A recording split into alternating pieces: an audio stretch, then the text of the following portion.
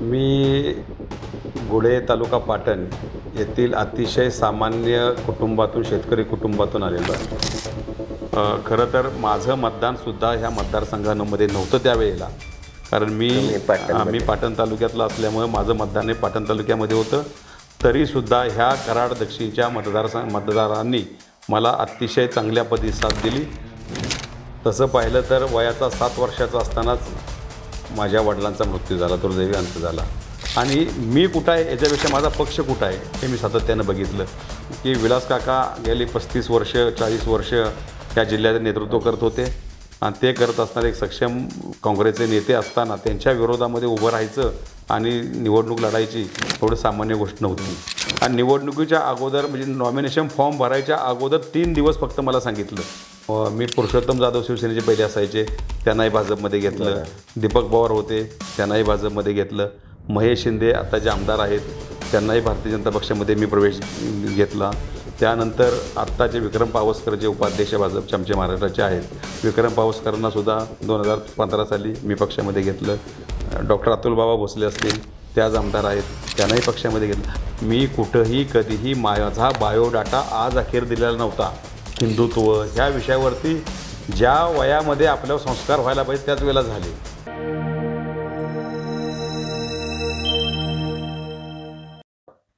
नमस्कार, महामंथनमध्ये आपल्या सर्वांचं स्वागत. भारत देशात अपॉइंटमेंट कॅबिनेट कमिटी आहे. या कमिटीच्या माध्यमातून खनिकर्म विकास महामंडळ या महामंडळावरती ॲडव्होकेट भरत पाटील यांची नुकतीच नियुक्ती झालेली आहे. त्या अनुषंगाने आज आपण त्यांच्याशी चर्चा करणार आहोत. तर या चर्चेला सुरुवात करण्यापूर्वी भरत पाटील साहेब, आपलं स्वागत. नमस्कार. नमस्कार. बरीच वर्षे आपण सामाजिक चळवळीत काम करत आहात, आंदोलनं केलेली आहेत, मोर्चे काढलेले आहेत, समाजातल्या वेगवेगळ्या प्रश्नावरती आपण लढा दिलेला आहे.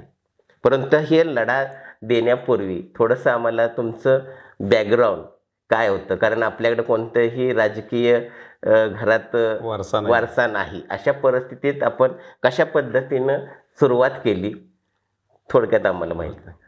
मी गुढे तालुका पाटण येथील अतिशय सामान्य कुटुंबातून शेतकरी कुटुंबातून आलेलो आहे. तसं पाहिलं तर वयाचा 7 वर्षाचा असतानाच माझ्या वडिलांचा मृत्यू झाला, दुर्दैवी अंत झाला. तरीसुद्धा आम्हाला जीवनामध्ये लहानपणापासूनच संघर्ष करायची सवय लागली. आणखी ज्या वेळेला मी कॉलेजच्या जीवनामध्ये असताना भारतीय जनता पार्टीचे माझा संपर्क आला आणि विशेषतः माझे मोठे बंधू हे स्वामी विवेकानंद शिक्षण संस्थेमध्ये शिक्षक असल्यामुळे त्यांची बदली भोरला झाली होती आणि मी भोरला त्यांच्या पाठीमागे शाळेला होतो. त्यावेळेला 11-12वीला मी भोर इथं शिकत असताना तिथे एक आम्ही ज्या कुटुंबामध्ये राहायचो भाड्यानं, ते कुटुंब होतं एक ब्राह्मण कुटुंब होतं, मसवडेकर. आणि त्या मसवडेकरांचे जे मोठे मुलगा होता तो संघाची शाखा घ्यायचे आणि संघाची शाखा घेत असल्यामुळे त्या शाखेमध्ये सातत्यानं मग दररोज संध्याकाळी शाखेमध्ये जायचं. असं संघाशी पहिला संपर्क माझा मी 11-12वीमध्ये असताना आला. आणि त्यानंतर संघाची विचारधारा भारतीय जनता पक्ष त्याला जोडलेला नंतर आला विषय, परंतु पहिला संघाची विचारधारा हिंदुत्व ह्या विषयावरती ज्या वयामध्ये आपल्यावर संस्कार व्हायला पाहिजे त्याच वेळेला झाले. आणि त्याच्यामुळे ॲटोमॅटिकली ज्या वेळेला मी नंतर कॉलेजला कराडला आलो, सायन्स कॉलेजला, त्यावेळेला कराडला आल्यानंतर मग राजाभाऊ देशपांडे हे अनायशी त्यांच्या संपर्कामध्ये मी आलो. असं करत करत मी भारतीय जनता पक्षाच्या संपर्कात आलो. आणि त्यानंतर मी ज्या वेळेला लॉचं शिक्षण घेत असताना साताऱ्यामध्ये गाजाभाऊ कुलकर्णी आमचे होते, त्याचबरोबर सातारमध्ये बरीच मंडळी होती. मग मी तिथं भारतीय जनता पक्षाच्या कार्यालयात जायला सुरुवात केली. अशा पद्धतीनं मी ज्या वेळेला लॉचं लास्ट इयरला होतो त्याच वेळेला आमच्या गावातली एक ग्रामपंचायतीची निवडणूक लागली आणि मी अनायशी योगायोगानं ते मला सगळेजण म्हटले, यार गावातली निवडणुकीला उभा राहतो. आता इकडे शिक्षण शेवटचं वर्ष आहे, तरीसुद्धा त्या गावातल्या राजकारणामध्ये सहभाग घेतला. आणि सहभाग घेतल्यानंतर त्यावेळेला मी सुशिक्षित बेरोजगारांची युवकांची संघटना चालवत होतो. BSc झाल्यानंतर मधल्या काळामध्ये करायचं काय, नोकरी भेटत नव्हती. त्यानंतर कर्ज काढाय बँकेत गेलो तर बँक पहिले मग तारण काय सांगा, पहिलं तारण असल्याशिवाय कर्ज द्यायला तयार नाही. तरीसुद्धा मी एक प्लास्टिकचा उद्योग सुरू करायच्या निमित्तानं खूप मोठा प्रयत्न केला. बँक ऑफ महाराष्ट्रामध्ये गेलो. सुशिक्षित बेरोजगाराची जी आपली सरकारची संस्था होत्या, योजना होती, त्या योजनेच्या माध्यमातून मी अनेक वेळा प्रयत्न केले, परंतु मला बँकेनं काही 10 रुपये दिले नाहीत. ते म्हटले तारण द्यायला काहीतरी द्या. आता तारण कोण द्या, तारण द्यायला कुठले तारण देणार आम्ही. आणि दुसरीच परिस्थितीच्यापेक्षा पुढे जाऊन की नाहीतर एखादा असा जामीन द्या की जो जामीन नोकरदार असेल. नोकरदार जामीनही मिळेना आणि काहीच मिळेना. अशा पद्धतीने प्रयत्न करून करून करून शेवटी मी ते उद्योग करायचा विषय सोडून दिला. आणि नंतर मग ॲटोमॅटिकली थोडंसं मी निवडणुकीच्या बाजूला झुकलो गेलो. आणि त्याच काळामध्ये सातारा जिल्ह्यातली पहिले नेहरू युवा केंद्र, सातारा जिल्ह्यातलं पहिलं नेहरू युवा केंद्र मी स्थापन केलं. आणि हे गुढेगाव नेहरू युवा केंद्र गुढ्यामध्ये मी केलं. आणि त्याच्यामध्ये युवकांचं संघटन पहिलं चालू केलं. युवकांचं संघटन, युवकांचे प्रश्न मिटवणं, सोडवणं, काय करणं, असं सातत्याने प्रयत्न करत असायचो. याच काळामध्ये मग काय व्हायचं की जरा थोड्यापैकी शाळेमध्ये मी बऱ्यापैकी हुशार होतो. BSc झालो होतो. हे ग्रामीण भागातून येऊन सुद्धा शिक्षणामध्ये चांगला हुशार होतो. त्याच्यामुळे वाटायचं आपल्यासारखी बाकीची पोरं झाली पाहिजेत म्हणून 8वी 9वी 10वीचे क्लासेस फुकट घ्यायचो. दररोज 5 वाजल्यापासून संध्याकाळी 8-9 वाजेपर्यंत आमच्या ग्रामपंचायतीमध्ये सगळ्या पोरांना एकत्र करायचं. 8वी पोरं गणित घ्यायचं, 9वीच्या पोरांचं गणित घ्यायचं, 10वीच्या पोरांचं गणित घ्यायचं. 8वी 9वी 10वीच्या मुलाची मी क्लासेस घ्यायला सुरुवात केली. उद्देश एकच की गावातली मुलं सक्षम झाली पाहिजेत, चांगली शिकली पाहिजेत. आणि त्या पद्धतीने तेही काम केलं मी. मग तुम्ही विज्ञान शाखेची पदवी घेतली? हो. BSc MSc केली? नाही, मी LLB केला. नाही, नंतर तुम्ही LLB कडे कसं वळलात? आता ते सांगतो ना. नंतर काय झालं की नोकरीचा प्रयत्न केला, नोकरी भेटत नाही. आता उद्योगासाठी प्रयत्न केला, कर्ज भेटत नाही. हे नोकरी भेटेना आणि कर्जही भेटेना. आणि परिस्थिती घरची अशी नाही की 5-50 एकर जमीन आहे, पाठीमागं मोठं बॅकग्राऊंड आहे, वडील आहेत, बाकी सगळे आहेत, त्याचं कोणीच नाही आहे. अशा स्थितीमध्ये मग आपण कमीत कमी वकिली शिक्षण करून कमीत कमी वकिली तरी सुरू करूया. नोकरी मागायला जायची गरज लागणार नाही. कुठेही उभं राहिलो, कोर्टात उभं राहिलं, दिवसा 100 रुपये 10 रुपये तर मिळतील, ह्या उद्देशानं वकिलीचं शिक्षण मी घेतलं. आणि ते करत असताना मग ॲटोमॅटिकली ह्या राजकारणाच्या ह्याच्याकडे मी वळलो गेलो. आणि भारतीय जनता, माझा पहिलाच पक्ष भारतीय जनता पक्ष. आणि पहिली संघटना तसं विचार केला तर राष्ट्रीय स्वयंसेवक संघ, यांच्या संघाच्या माध्यमातून मी भाजपच्या माध्यमातून आज अखेर भाजप. तुम्ही मागे आमदारकी पण लढवली, त्यावेळेचा अनुभव कसा होता? त्यावेळेला अशी स्थिती होती की भारतीय जनता पार्टीला ह्या जिल्ह्यामध्ये उमेदवार मिळणं मुश्किल होतं. आणि त्या काळामध्ये मी भारतीय जनता पक्षाचा 9 साली जिल्ह्याचा अध्यक्ष होतो. आणि जिल्हा अध्यक्ष असल्यामुळे आणि मतदारसंघाची पुनर्रचना झाली होती. 2009ला सर्व मतदारसंघाची पुनर्रचना झाली. आणि पुनर्रचना झाल्यानंतर कराड दक्षिण, कराड उत्तर, कराड दक्षिण असे वेगवेगळे मतदारसंघ पण झाले. आणि उत्तर हा मतदारसंघ पहिला भारतीय जनता पक्षाला असायचा. शिवसेना भारतीय जनता पक्ष युती होती. आणि त्या युतीमध्ये हा मतदारसंघ नेहमी कराड दक्षिण मतदारसंघ शिवसेनेला असायचा आणि कराड उत्तर हा भाजपला असायचा. परंतु मतदारसंघाची पुनर्रचना झाल्यानंतर हा मतदारसंघ बदलला गेला आणि कराड दक्षिण हा मतदारसंघ भाजपला आला आणि उत्तर हा शिवसेनेला गेला. आणि त्या माध्यमातून माझा उमेदवार कोण, त्यावेळेला मी खूप प्रयत्न केले की विलास काका गेली 35 वर्ष 40 वर्ष या जिल्ह्याचं नेतृत्व करत होते. आणि ते करत असणारे एक सक्षम काँग्रेसचे नेते असताना त्यांच्या विरोधामध्ये उभं राहायचं आणि निवडणूक लढायची एवढं सामान्य गोष्ट नव्हती. परंतु मला एकच माहिती होतं, पक्षाचा आदेश, आता तुला सांगितलं तुला निवडणूक लढायचं आहे. आणि निवडणुकीच्या अगोदर म्हणजे नॉमिनेशन फॉर्म भरायच्या अगोदर 3 दिवस फक्त मला सांगितलं. 3 दिवस सांगितलं, आता उमेदवार दुसरा कोण आहे, उमेदवार तूच. आणि त्या पद्धतीनं मी सुरुवात केली. खरं तर माझं मतदानसुद्धा ह्या मतदारसंघामध्ये नव्हतं त्यावेळेला, कारण मी पाटण तालुक्यातलं असल्यामुळे माझं मतदान हे पाटण तालुक्यामध्ये होतं. तरीसुद्धा ह्या कराड दक्षिणच्या मतदारांनी मला अतिशय चांगल्या प्रतिसाद दिली.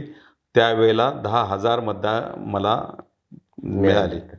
आणि एकंदरीत ती माझी चळवळ, सातत्यानं चळवळीनं काम करणं, प्रत्येक दृष्टीनं जिथं अन्याय होईल तिथं उभं राहणं, हेच मी काम जास्तीत जास्त केलं. मी घरात कमी आणि रस्त्यावर जादा होतो. बरोबर. आणि आजही ती स्थिती होती की नेहमी सातत्यानं कुठं अन्याय झाला तर मी कुठल्या पक्षाचा आहे, कुणावर झाला आहे, काय नाही. अन्याय जिथं होतो तिथं मी उभा असतो. हे आजही माझं तत्वच आहे. जवळजवळ 2009 सालापासून तुम्ही इलेक्शनमध्ये किंवा राजकीय ह्याच्यामध्ये उतरलात तुम्ही, परंतु 2009 नंतर आता 2025 आलं. पण 2025 पर्यंत तुमचं काम चालू होतं, कधी कमी जास्त असेल, परंतु यानंतरही तुम्हाला आत्ता ज्या सरकारनं आहे, BJP सरकारनं तुम्हाला एवढं मोठं पद दिलेलं आहे. देशात ही एक कॅबिनेट कमिटी आहे, त्याच्या माध्यमातून हे तुम्हाला पद मिळालंय. त्याच्याबद्दल तुम्हाला काय वाटतं? 2009ची निवडणूक लढल्यानंतर मी त्यावेळेलाही जिल्ह्याचा अध्यक्ष होतो. त्यानंतर मी सातत्यानं ह्या पक्षामध्ये आपल्याला म्हणजे विशेषतः समाजात चांगली असणारी लोक जोडायचा प्रयत्न करत होतो मी. आणि ते करत असताना मग मी पुरुषोत्तम जाधव शिवसेनेचे पहिले असायचे, त्यांनाही भाजपमध्ये घेतलं. दीपक पवार होते, त्यांनाही भाजपमध्ये घेतलं.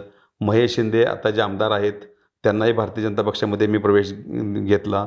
त्यानंतर आत्ताचे विक्रम पावसकर जे उपाध्यक्ष भाजपचे आमचे महाराष्ट्राचे आहेत, विक्रम पावसकरांना सुद्धा 2015 साली मी पक्षामध्ये घेतलं. डॉक्टर अतुल बाबा भोसले असतील, ते आज आमदार आहेत, त्यांनाही पक्षामध्ये घेतलं. पक्ष विस्तार करण्याच्या दृष्टिकोनातून सातत्यानं मी प्रयत्न केले. आणि हा पक्ष मोठा झाला पाहिजे आणि मी कुठं आहे याच्यापेक्षा माझा पक्ष कुठं आहे हे मी सातत्यानं बघितलं. आणि त्या काळामध्ये मग असं या 10 वर्षाच्या काळामध्ये मी सातत्यानं काम करत राहिलो. मला काय पक्ष देईल काय नाही देईल ह्याच्यापेक्षा आज देशामध्ये आमचा पंतप्रधान झाला पाहिजे, राज्यामध्ये आमचा मुख्यमंत्री झाला पाहिजे आणि ह्या जिल्ह्याचा आमदार, ह्या तालुक्यातला आमदारसुद्धा आमचाच झाला पाहिजे, ह्या ध्येयानं प्रेरित होऊन सातत्यानं काम करत राहिलो.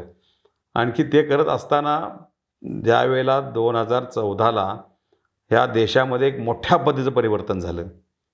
संपूर्णतः काँग्रेस ही भ्रष्टाचारामध्ये डुबली गेली होती. मनमोहन सिंगचं सरकार या देशामध्ये होतं आणि राज्यामध्ये सुद्धा सरकार जे होतं आपले सन्माननीय माजी मुख्यमंत्री चव्हाणसाहेब होते, यांचं सरकार राज्यामध्ये होतं. हे पूर्ण सरकार भ्रष्टाचार, अत्याचार आणि अन्यायाच्या विरोधामध्ये जनतेनं उठाव केला आणि उठाव करून 2014 साली देशामध्ये क्रांती झाली. आणखी नरेंद्र मोदी साहेबांच्या माध्यमातून एक देशाला चांगला पंतप्रधान मिळाला आणि ते पंतप्रधान झाल्यानंतर महाराष्ट्रामध्ये लगेच 6 महिन्यानंतर निवडणुका झाल्या. त्या निवडणुकीमध्ये सुद्धा खूप मोठ्या प्रमाणामध्ये यश मिळालं आणि महाराष्ट्रामध्ये सुद्धा आज देवेंद्र फडणवीस साहेबांचं सरकार त्यावेळेला ते महाराष्ट्रामध्ये सुद्धा आलं. असं हे करत असता मग आता माझी जिल्हाध्यक्षी टर्म संपली. तोपर्यंत मी जिल्हाध्यक्ष होतो 15पर्यंत. 2015ला ज्यावेळेला माझी जिल्हाध्यक्षी टर्म संपल्यानंतर पक्षानं मला महाराष्ट्राच्या प्रदेशाच्या कार्यकारिणीवरती घेतलं आणि महाराष्ट्राचा सचिव या नात्याने मी आजही काम करतोय. मग पक्षाच्या एका बाजूनं काम करता करता मला असं कधी वाटलं नाही की बाबा चला मलाही कुठेतरी झालं पाहिजे. मी माझं माहितीसाठी सांगतो आपल्याला गाडीसाहेब की मी कोणत्याही आमच्या नेत्याकडं, ना देवेंद्र फडणवीस साहेबांच्याकडे, ना चंद्रकांत दादांच्या पाटील साहेबांच्याकडे, ना आमच्या वरिष्ठ केंद्रीय नेतृत्वाकडं मी कुठंही कधीही माझा बायोडाटा आज अखेर दिलेला नव्हता की मला कुठेतरी मंडळाव घ्या, मला आमदार करा, मला खासदार करा, काय करा. कधीच केलं नाही. कारण मला सातत्याने एक जाणीव होती की भारतीय जनता पक्ष हा कार्यकर्त्यांचा पक्ष आहे आणि चांगल्या कार्यकर्त्यांना इथं न्याय मिळतो. एक ना एक दिवस मला न्याय मिळेल असं मला नक्की वाटायचं आणि ते वाटता बरोबर थोडासा विलंब झाला असं वाटतंय. नाही, विलंब असं म्हणता येणार नाही आहे. कारण ह्या देशामध्ये माझ्यासारखे काम करणारे लाखो लोक आहेत. हजारो नाही म्हणत मी, लाखो कार्यकर्ते आहेत की माझ्यासारखे काम करणारे. आता त्या लाखो कार्यकर्त्यांना आत्ता का होऊन आपल्याला अन्याय मिळाला हेच आपल्या दृष्टीने भाग्याचं आहे. मग आता जे तुमच्यावर जी जबाबदारी दिलेली आहे, खनिकर्म विकास महामंडळाचे तुम्ही संचालक आहात, तर एकंदरीत देशातल्या खनिज संपत्तीबाबत एकंदरीत आढावा कशा पद्धतीने तुम्ही देऊ शकता? भारत सरकारची राष्ट्रीय खनिज विकास महामंडळ हे एक भारत सरकारची 1958 साली स्थापन झालेली संस्था आहे. ही पूर्णतः भारत सरकारच्या अधिकार 100% त्याचं ओनर भारत सरकार आहे. तर 1958 साली या संस्थेची स्थापना झाली. 1958 तत्कालीन प्रधानमंत्री नेहरूजींनी त्या काळामध्ये संस्थेची स्थापना केली. कारण अशा पद्धतीचे जसे ONGC झाली, बरोबर. ही असते, अशी काही खनिज संपत्ती ही जी आहे देशाची सुरक्षित राहिली पाहिजे. खनिज संपत्तीच्या माध्यमातून देश स्वयंपूर्ण झाला पाहिजे आणि खनिज संपत्तीचा वापर हा सर्वसामान्य जनतेसाठी झाला पाहिजे. आणि त्या विषयातून, त्या माध्यमातून एकंदरीत त्या संस्थेची स्थापना झाली त्या काळामध्ये. मग ती झाल्यानंतर आज अखेर मला त्या संस्थेवरती काम करण्याची संधी मिळाली. हे काम करत असताना जर आज पाहिलं तर देशातली सर्वात मोठी ही राष्ट्रीय खनिज विकास महामंडळ हे देशातलं सर्वात मोठी संस्था आहे खनिज विकासातली. आणि तिचा विचार केला तर आज जगामध्ये 4 नंबरचे आहे. आज लोह, डायमंड, त्याचबरोबर गोल्ड, बॉक्साईड, सगळ्या पद्धतीचे कोल, सगळ्या पद्धतीची खनिजे, जेवढी खनिजे आहेत सर्व खनिजाचं नियोजन करणं, नियंत्रण करणं, त्याचबरोबर त्याचं उत्खनन करणं, त्याचं एंड प्रॉडक्ट बनवणं आणि एंड प्रॉडक्टचा उपयोग हा जनतेपर्यंत जाणं, ह्याच्यापर्यंत सर्व पद्धतीचं काम ही संस्था करते. याच्यावरती नियंत्रण भारत सरकारचं आहे, परंतु याच्यातून जे उत्पन्न येणार आहे ते साधारण कसं भारत सरकारचा प्रतिनिधी म्हणून मी या कंपनी ही पब्लिक लिमिटेड कंपनी आहे. ही पब्लिक लिमिटेड कंपनी सरकारची आहे, 100% सरकारची पब्लिक लिमिटेड कंपनी आहे. तर ह्याच्यावरती भारत सरकारचा प्रतिनिधी की ह्या कंपनीवरती म्हणून मी तिथे आहे आता. तर हे करत असताना आता ह्या माझी नियुक्ती झाल्यानंतर मी या संस्थेविषयीचा बऱ्याच थोडासा अभ्यास केला, काही भेटी घेतल्या, काही आमच्या मायनिंगचे ठिकाणं आहेत त्यांना व्हिजिट्स केल्या. तर ते केल्यानंतर जे काही गोष्टी माझ्या निदर्शनास आल्या ते आपल्याशी थोडंसं शेअर करतो. की हे एवढं मोठं काम बघितल्यानंतर आम्हाला एवढं मोठं काम आहे, भयानक मोठं काम आहे की आता मी परवा आमच्या दोन्ही मलाई म्हणून कर्नाटकामध्ये बेल्लारीच्या पुढच्या बाजूला एक आयरन ओरची माईन आहे तिथं आमची. तिथे मी परवा व्हिजिट केली 15 दिवसापूर्वी. त्या व्हिजिटमध्ये हजारो लोक काम करतायत, हजारो डंपर्स काम करतायत, हजारो करतायत. आणि हे काम करत असताना निसर्गाची कोणत्याही पद्धतीची हानी झाली नाही पाहिजे ह्याची 100% व्यवस्था केलेली आहे. की मॅक्झिमम ट्रान्सपोर्टेशन हे बेल्ट थ्रू केलं आहे, कन्व्हेअर बेल्ट. मग इथं उत्खनन झालं की डायरेक्ट बेल्टवरती येते, बेल्टवरून डायरेक्ट म्हणजे जिथं रेल्वेमधून ट्रान्सफर होतं, डायरेक्ट रेल्वेला बेल्ट कन्व्हेअर जोडलेले आहेत. म्हणजे त्याच्यामुळं निसर्गाची कुठं हानी होणार नाही, कुठल्याही पद्धतीचं पोल्युशन होणार नाही, याची मोठ्या पद्धतीची काळजी इथं घेतलेली गेलेली आहे. पण बऱ्याच वेळेला असं होतं की म्हणजे आता पर्यावरणाचा थोडा परिणाम होणारच आहे, तो नकारात्मक परिणाम असणारच आहे. मग त्याचं कसं नियोजन करतात? नाही, पर्यावरणाचा नकारात्मक असं म्हणता येणार नाही आपल्याला. कारण बघा, शेवटी कोणत्याही माईन्स आहेत ह्या डोंगरातच आहेत. डोंगर म्हटलं की निसर्गाला म्हटलं की झाडे आली, सगळ्या गोष्टी आल्या आता. आणि निसर्ग जोपासणं हे प्रत्येकाचं, नागरिकाचं कर्तव्य आहे. तसंच देशातल्या प्रत्येक घटकांचं आहे. तसं आमच्या कंपनीत तितकंच महत्त्वाचं आहे. म्हणून आम्ही ज्या वेळेला उत्खनन करायच्या पूर्वीचं सर्वेक्षण ज्या वेळेला होतं, फॉरेस्ट डिपार्टमेंटचं क्लिअरन्स घ्यायला लागतं, एन्व्हायरमेंटल क्लिअरन्स घ्यावं लागतं.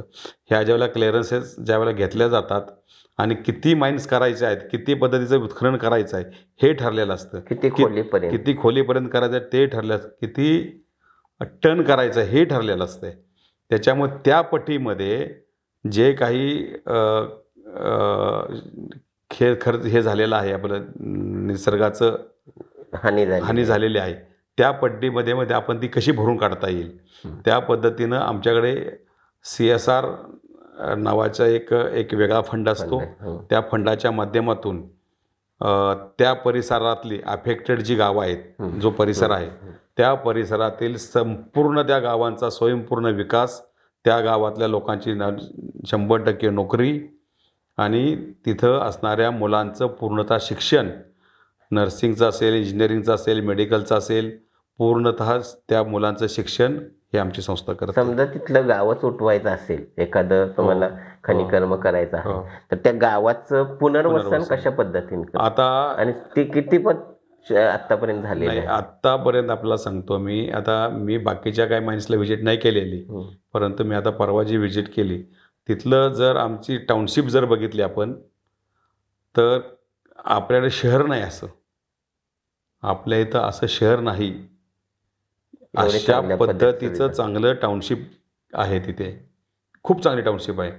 म्हणजे सिस्टमॅटिक घरं, रस्ते चांगले, स्वच्छ रस्ते, मुलांच्यासाठी साधी जिल्हा परिषद शाळा नाही तिथे, तर केंद्रीय विद्यालय आहेत.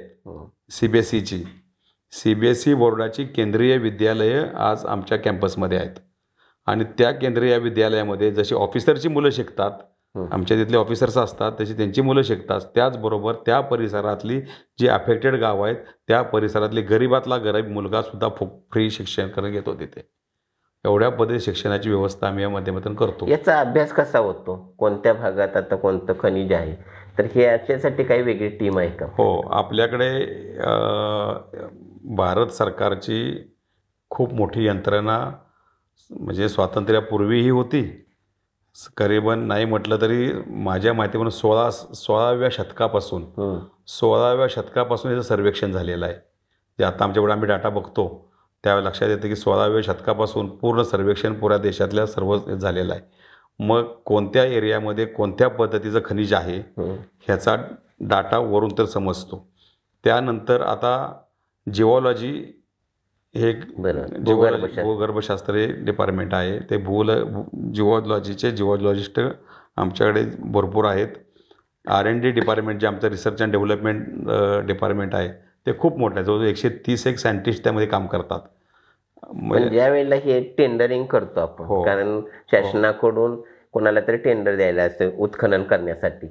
मग आता समजा तुम्ही राजकीय व्यक्ती आहात, तुम्ही इकडे संचालक म्हणून आहात, मग त्यावेळेला पक्ष आणि तिथलं संचालक पद किंवा तिथून प्रशासन आणि शासन असं तुम्ही दोन्ही पद आत्ता भोगताय किंवा त्या पदावरती विराजमान आहे, त्यावेळेला काही गफलत होते का टेंडरिंग देताना? काही कोणत्याही पद्धतीची गफलत होत नाही. भारत सरकारचे अतिशय कडक आणि स्ट्रिक्टली जे नियम आहेत, जी रचना आहे, त्या रचनेमध्ये राजकीय आम्ही असलो म्हणून आम्ही कोणाला सांगू शकत नाही की याला टेंडर द्या त्याला टेंडर द्या, असं काही होत नाही आहे.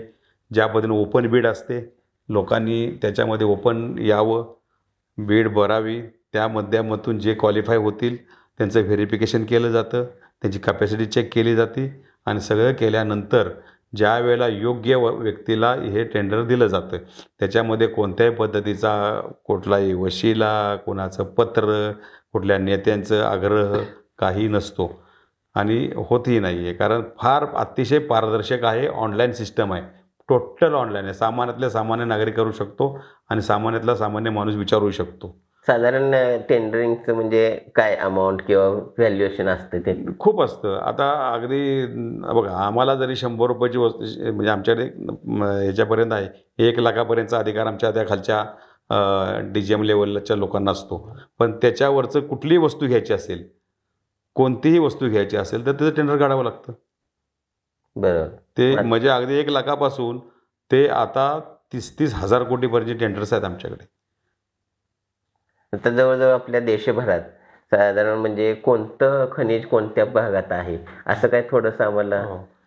आता विशेषतः जो कर्नाटकातला बेल्लारीपासून जो पट्टा सुरू होतो, तो पट्टा आपल्या गडचिरोलीपर्यंत आणि तिकडे झारखंड, आणखी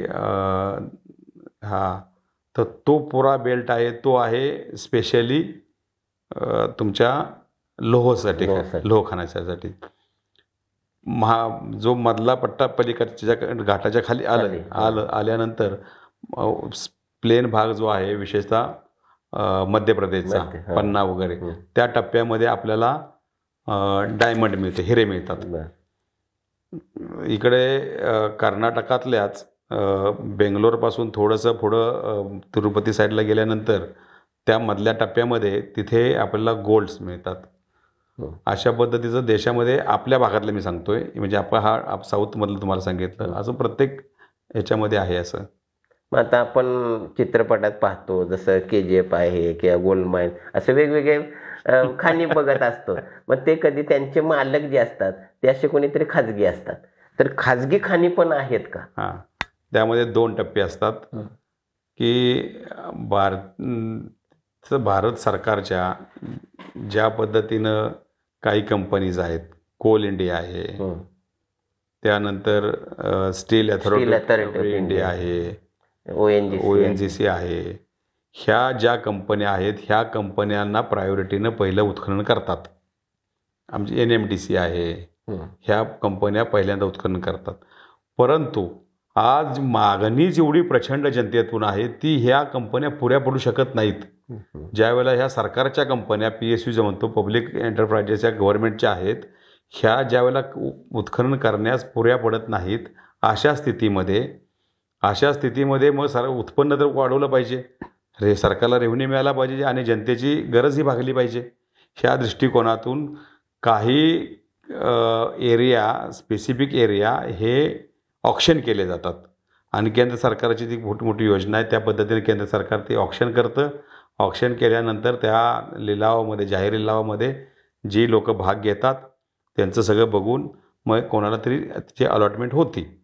तर तोही प्रकार पूर्णतः पारदर्शक आहे. तिथंही कोणत्याही पद्धतीचं काहीही हे चालत नाही, पारदर्शक, कोणी भाग घेऊ शकतं तिथं. आपल्याकडे गडचिरोलीला आता एक नवीन काही खनिकर्म वगैरे सुरू करणार आहात, त्या संदर्भात थोडंसं माहिती.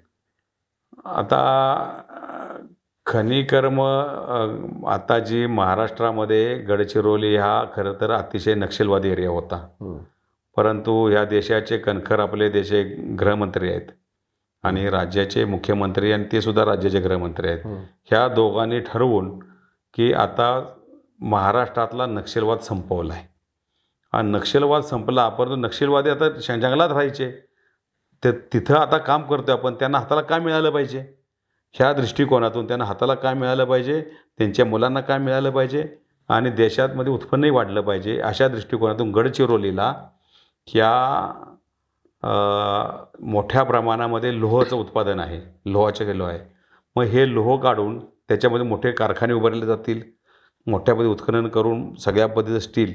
आता माननीय मुख्यमंत्र्यांनी या संदर्भात कालच त्यांच्या वाढदिवसानिमित्तानं सुद्धा आपण पाहिलं असेल परवा दिवशी की steel city, Gadchiroli steel city होईल. आज स्टील सिटीची अनाऊन्समेंट केली. मग आता परवा एका लॉयड्स नावाची एक जी कंपनी आहे, खाजगी प्रश्न मग होता तुमचा, खाजगी कंपनी कसं दिली जातं, लॉयड्स नावाची जी कंपनी आहे, इंटरनॅशनल कंपनी आहे, मोठी कंपनी आहे, त्या कंपनीने त्यांचं कामकाज चालू केलं आत्ता तिथे. त्याचबरोबर एका मोठ कंपनी आल्यामुळं खाली छोट्या मोठ्या 50-60 कंपनी छोट्या आल्या खाली. आता दुसरं उत्खनन हे आज भारत सरकारच्या माध्यमातून आम्ही करतोय. 54 स्क्वेअर किलोमीटर अशा जो एरिया आहे तो एरियावरती उत्खनन आता लोहाचं च्या माध्यमातून होईल. त्यासाठी जवळपास 30,000 कोटीची इन्व्हेस्टमेंट ही केंद्र सरकारच्या माध्यमातून NMDCच्या माध्यमातून आमच्या महाराष्ट्र सरकारबरोबर होईल आणि तो करार लवकरच होईल. माननीय मुख्यमंत्री महोदयांना मी परवाच अधिवेशन चालू असताना भेटलो आणि त्यांनी सांगितलं की ह्या संदर्भात एक मीटिंग लावून लवकरात लवकर याचा विषय कसा करून करता येईल. आता जो CSR फंड वगैरे आहे त्या माध्यमातून समजा राज्याला किंवा जसं तुम्ही सातारा जिल्ह्याचे सुपुत्र म्हणून किंवा पाटण तालुका आहे इकडसाठी काही तुम्ही तुमच्या काही संकल्पना आहेत का काही करण्यासाठी वगैरे? जरूर आहेत. काय एखाद्या आम्हाला सांगा. नाही, आता आमचा जो CSR आहे तो CSR साधारणतः अराउंड 200 कोटीचा CSR दरवर्षी असतो. वर्षाला साधारण 200 कोटी रुपये आम्ही हे फक्त कशावरती खर्च करतो की डेव्हलपमेंटसाठी, सामाजिक घटकाच्या विकासासाठी करतो. तर हे करत असताना जो एरियामधले जे पहिला जो एरिया मी म्हटलं त्या पद्धतीने एरियात अफेक्टेड एरियामध्ये 80% त्या एरियामध्ये फोकस करतो. त्या एरियातल्या मुलांचं शिक्षण असेल, मगाशी म्हटल्याप्रमाणे नर्सिंग, इंजिनिअरिंग, सगळ्या पद्धतीचं शिक्षणाचा खर्च आम्ही करतो CSRच्या माध्यमातून. आणि जो काही वरचा फंड राहतो असा 10-20% राहतोय, त्या पद्धतीनं चांगले जे प्रोजेक्ट्स येतील, खऱ्या अर्थानं समाजाच्या उन्नतीसाठी खर्चासाठी इथेही आवश्यकता आहे, त्या आवश्यकता पूर्ण करण्याच्या दृष्टिकोनातून तो फंड आम्ही करणार. इकडेही माननीय कलेक्टर साहेबांशी बोलून थोडंसं काही महत्त्वाच्या काही योजनांच्या संदर्भातलं फंड्स असतील तर ते आम्ही करतो आहे. आणि सरकार जे आहे सगळे प्रस्ताव हे सरकारच्या माध्यमातून जातात. मग प्रत्येक स्थानिक प्रशासन जे आहे तर जिल्हाधिकारी हे जिल्ह्याचं प्रशासन आम्ही मानतो. पण जिल्हाधिकाऱ्यांच्या माध्यमातून जे प्रस्ताव किंवा जिल्हा परिषद सीओच्या माध्यमातून जे प्रस्ताव येतात त्या प्रस्तावावरती योग्य प्रस्तावावरती आम्ही नक्की फंड का देणार. तर हे होते ॲडव्होकेट भरत पाटील साहेब. त्यांनी अत्यंत चांगल्या पद्धतीनं आपल्याला खनिकर्म विकास महामंडळ आणि त्याच्या माध्यमातून होणारी कामं याबद्दल माहिती सांगितलेली आहे. अतिशय साध्या कुटुंबातून एक दुर्गम भागातून पाटण तालुक्यातल्या गुढे या गावातून प्रवास सुरू झालेला तो आता केंद्रीय मंत्र्याचा दर्जा असणारं हे महामंडळ आहे आणि त्याच्या संचालक पदावर ते विराजमान आहेत. तर त्यांचं कार्य अधिक चांगलं व्हावं आणि तुमच्या माध्यमातून निश्चितच लोकांचं कल्याण व्हावं आणि त्यासाठी आम्ही आपल्याला या ठिकाणी शुभेच्छा देतो. आपण आमच्याशी चर्चा केलीत, आम्हाला आपला वेळ दिला त्याबद्दल धन्यवाद. धन्यवाद. आपणही मला इथं बोलवलं आणि माझं विचार मांडण्याची संधी दिली त्याबद्दल मी आपला आभारी आहे. धन्यवाद.